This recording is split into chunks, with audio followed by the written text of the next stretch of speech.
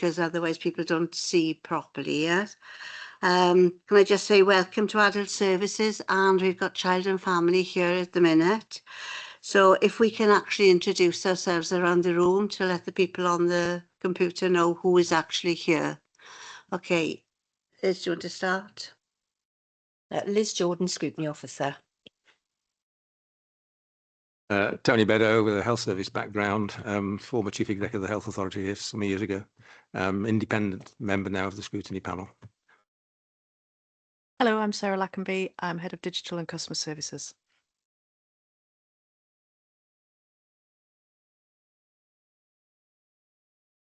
So I'm Fiona Levson. I'm a Principal Officer with responsibilities for adult safeguarding, and I'm the Professional Social Work Lead.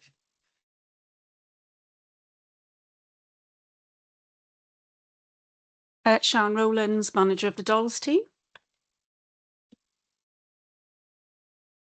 Lucy Friday, and I'm the Interim Head of Adult Services and Tackling Poverty. Amy Hawkins, I'm the Interim Director of Social Services. Yes, Alan Jeffrey, yes, Councillor for the Uplands Ward. Councillor Sue Jones, Chair of this panel, represents Gowerton. Thank you all. Can I just say welcome to both Lucy and Amy in the new roles. Brilliant. We'll go on to item 1. Apologies, Les. Chair, we've received apologies from for the Adult Services panel, Chris Holly, Paxton Hood-Williams and Michael Locke. From Child and Family Services, Mike Day and Wendy Lewis. And also Cabinet Member Louise Gibbard and Helen St John. Thank you, Liz. Are there any other apologies? Okay, we go on to item 2, disclosure of interest. Are there any disclosures of interest? Nobody's putting their hand up, but there's nobody there. Okay, thank you. Item 3 is pro-addition of whipped votes and declaration of party whips. Are there any comments? Right, we're going to be very quick today. Minutes of the previous meeting on the 29th of October. I go through page 1, page 2 and page 3. Any comments? Confirm that they're correct then, because we are silent. Lovely, thank you. Letters, we go through. You've all had an opportunity to read the letters anyway. So those are confirmed. And we go on to public questions. Any, Liz? No public questions, Chair. This is true. Item 7. Child and Family and Adult Services Complaints Annual Report. And Liz has identified that we should be looking at page 27 and 248. So who's going to take us through this? Thank you. Thank you, Chair. Thank you, Sarah. Yes, we have included the full report just for completeness, but in terms of Appendix B, which gives the social services complaints and compliments, adult services saw a decrease in stage 1 complaints.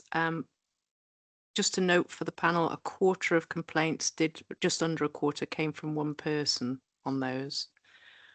Stage 2 complaints were relatively low. The investigation costs, you'll notice, are increasing, and partly this is due to the complexity of the complaints. Often they'll involve multiple agencies. They will take longer for that reason, the complexity and involving multiple agencies. Also, investigators' fees are generally increasing. It is a very specialist skill. It's quite a rare skill across Wales as well. It's not there's an awful lot of providers. We tend to all be in the same pool. It's quite specialist. So we are finding that is increasing due to that. On Child and Family saw stage 1's decrease for last year. Stage 2's are slightly higher than the previous year, but the numbers are relatively low, and the same number were justified. You'll see that compliments are down, but looking at the trend, you'll see that last year was a very unusual spike where it was much higher. Actually, it's returned much more to sort of pre-2022 levels, so it's actually more normal in terms of where it is now. And then Appendix C gives the details around the annual Ombudsman letter. The Ombudsman across the whole council intervened in 12 cases for Swansea Council. You'll also see in the report, I mentioned there's a new performance measure introduced by the Ombudsman about how quickly we implement their recommendations. Often what we'll do is we'll agree a timeline, but if then there's, for whatever reason, we need an extension, then the Ombudsman will usually agree that. But this number doesn't reflect any extension. So what we'll be doing next year is just making sure that we reflect the full time that we need, so that obviously the performance will be better than it is, but it's not that performance is poor. It's just that often when you get the recommendations in implementing them, there might be, again, multiple agencies involved. It takes time. So I think in future years we'll be able to look at that. It is a new indicator, so I think councils across Wales will be looking at this one. But the report concludes there is no significant systemic issues identified anywhere with regards to complaints handling. You'll also see in the report we talk a lot about how complaints is used by both adult services and children's services for development and learning. They're scrutinised quite closely, and they always look at ways in which they might be able to change processes or systems based on the feedback that we're getting from residents and complainants. And you also, just I suppose to add that, most complaints, most service requests are resolved without the need for the, complaints are relatively low compared to the number of requests and service users that Child and Family and Adult Services deal with in a given year. Thank you. Happy to take any questions. Thank you, Sarah. Are there any questions? I'm looking at you. Yes. Thank you, Chair. Yes, I was noting the rate of implementation of the recommendations, and I was just wondering, when I was reading the papers yesterday and this morning, do the Ombudsman's comments come in particular groups of thinking or of activity? There's a set response, as it were, from the Ombudsman's dealing with complaints that he's put a recommendation in. So, sorry, Councillor, could you explain that a bit more? Sorry. I'm not a councillor. I'm an independent member on the panel. No, it seemed to me that the Ombudsman's reports said they were implemented 63% on time, but when you look at the figure that sets Swansea at 9th out of 22, then that brings the local authority more or less into the middle, doesn't it? And I was wondering whether, with some reference to his suggestions as to how to do things differently and better, let's put it that way, that would probably raise the authority's performance into the higher quartile rather than halfway round. Yes, has anybody looked at that? It's one of the things we're looking at and talking to the Ombudsman about at the moment, to be fair, because sometimes when the recommendations come in, it also takes a little bit of discussion and negotiation, because each case is slightly different. So yes, and looking at the figures that they've produced for this, we were having some further discussion to say, well, which ones in particular have we been slower on, where we need to make sure that we can speed up for next year, or provide a longer time frame to respond. Does that answer the question? Yes, yeah, I think it does really. I mean, in my past world, I did have one or two brushes with the Ombudsman about various matters, and always wanted to encourage them to look more carefully at the detail, because different services are slightly different in how they work things, and sometimes the Ombudsman, particularly if they're relatively fresh, needed to have what you might call a breaking in period. Thank you. Are there any other questions? Yeah. Okay, just for clarity, Chair, and I think Sarah's a simple question this time. I think I got the message right. Basically, we're talking about stage 1 and stage 2. What's the significance or the difference between the two? Or what criteria do support a stage 1 as opposed to a stage 2? Stage 1 complaint, we are trying to resolve it informally and quickly if we're able to. If a service user wants a stage 2, they can request one straight away. But generally speaking, with a stage 1, we try and resolve the complaint as quickly as we can without the need to go to a stage 2, because obviously that's lengthy and it involves an external investigator, whereas it might be something that the service area can actually fix relatively quickly. Yeah, thanks. I thought that was the idea. I just wanted to be sure what it really meant. All right. Diolch yn fawr. Thank you. Get the hang of this sometime. Are there any other questions for Sarah? Oh, thank you, Sarah. Good off lightly. Thank you.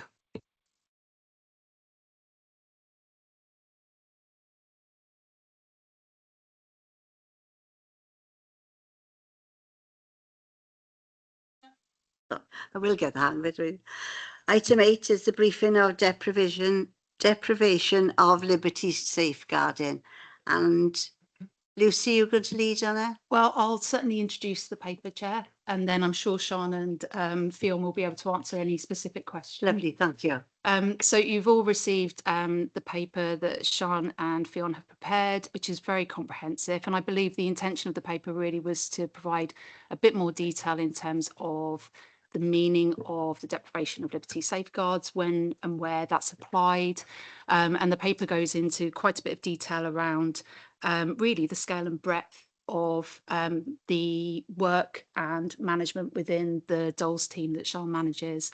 So, you know, you're provided there with the paper an overview of the DOLS procedure, when it does apply, the thresholds, and also the recent changes to thresholds which have had an impact on the level of demand into the team. Moving on from there, the paper does describe how we perform when compared to the rest of Wales. And that particular area of the report does show that we, in terms of population size, we are certainly the busiest in terms of dealing with applications in Swansea. You've got detail there in terms of the percentage of cases that are allocated within the timescales dictated and our performance against that target overall. The paper also describes measures that have been taken or actions that have been taken to improve our performance over the years. So despite increasing demand, and I think that I picked out that actually this year, and Sean, correct me if I'm wrong, we've seen around a year-on-year increase in terms of demand. And in the last year, we're predicted around a 20% increase in terms of demand to last year alone. So of course, that is a significant challenge to the team. However, our performance is right up there with the rest of Wales. In terms of the number of applications received, you know, the performance is very high. The paper also describes, again, going into the more detail of the Court of Protection work, which is conducted, also managed by the team where applicable. The impact that the delay around LPS legislation being implemented has had on not only the DOLS team, but also wider teams within adult services. And then I suppose in conclusion, really talking about what the next steps could be and the further work of the team on how we can improve our procedures wherever possible, our processes, whatever's within our control to actually kind of speed up the process and improve our performance is certainly being applied, but then what could be taken further. So that was a bit of a whistle-stop tour of the paper. But like I said, I'm sure Sean and Fionn will be able to answer any more specific questions. Thank you. Over to you then. Sean? Any questions? All right. Any of the Okay. Any questions for Luce?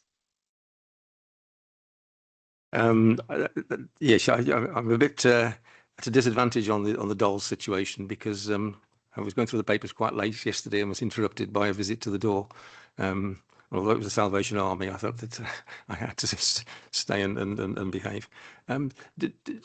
Is there a categorization of how the deprivation of liberty approach is sort of captured, so that we're aware of this behaviour is deemed to be a reduction of liberty, and that's this behaviour or this outcome. Is there a compendium for this in this particular area of activity? I'm sorry, I'm not sure I understand the question. Apologies. Well, I can understand a care team intervening to prevent someone doing something silly if they're in the custody of a nurse or a doctor or whatever. But in terms of the more open space in which care takes place, people are still at home, being looked Okay. after by maybe their relatives or by the neighbours, particularly if there's a dispute between the neighbours who've been trying to keep Mr. So-and-so next door happy and alive, but he doesn't want that, or the family doesn't want it. How does that play out in terms of the different settings? Yes, care? so there's different legal frameworks depending on where the person is at the time. So the deprivation of liberty safeguards, DOLS frameworks, covers people who are 18 and over and are either in hospital, but that's for the local health board, or for us, it's within a care home setting. And everybody needs to come under what's called in Cheshire West the acid test. So they are not free to leave that place, and they're under what we call is constant supervision and control. So anybody outside of a care home, so living in their own home or supported living, they don't come under the DOLS framework. They come under sort of a deprivation of liberty, and that is an application to the Court of Protection to get, lawful agreement for that. So again, if somebody's in their own home and, they're subject to the acid test, so not free to leave, continuous supervision control, and obviously they lack the capacity to consent to that kind of care arrangement, we would be looking to an application to the Court of Protection for that cohort of people. Right. Thank you. So, yeah. Are there any other questions on the deprivation of liberty or safeguard? No. Got up. Thank you all. Thank you for that. We're going through this too fast, aren't we? Right, okay, we go on to item 9, the work plan. No, we've got the director's report just for information. Are we going to the work plan? Item 10. All right, the next meeting is the 28th of January. Items to be discussed are performance management, update of adult services transformation programme. And now we go on to item 10, the from information only, Director of Social Services annual report, which we've had at full council. So there's no real questions on that, sir. Amy? Just a simple question, Chair. I wonder whether Amy might be able to answer. I'm just looking at the annual complaints on this. They seem to stem greatly from some of the major activities that take part within the council, and sort of waste management seems to come up as one of the highest problems where you have. Is this information, well, I'm sure it is, it must be fed back then to the officers responsible and the departments, because I mean, we did a survey within the Uplands ward, and naturally one of the questions that we put on the survey to get a bit of feedback from was from waste management. And well, we weren't exactly surprised at the result we got, but it was quite a positive response that we got back, because most people feel that the waste collection is quite satisfactory, it's pretty good. And as Sarah was saying, that the majority of the complaints tend to come from one or two persons, and it tends to deflect then the statistics in it in terms. I just wanted to say that. But one thing, I don't know whether it has got back. I have tried to get it back to them. If I can take this up, I don't know whether it's the right forum, but perhaps the more of us know, it might help. With the food caddies, that the ones that you put the waste food products in. No, I don't know whether it's something that gets back, Yeah. Oh, right. Yeah. I can just come in briefly though, just so you know that the other part of the report was taken to programme scrutiny yesterday, so it was discussed there, and actually a reasonably similar question got asked about the feedback mechanisms as well. So it's and I can certainly talk from social services, and as Sarah pointed out in the report to do with social services, we do take it through quality and improvement teams, the feedback from complaints, and make sure that it informs changes in services. So and across the council, I can't talk for those teams, but I would assure that I'm sure the same would apply. Happen. Yeah, yeah.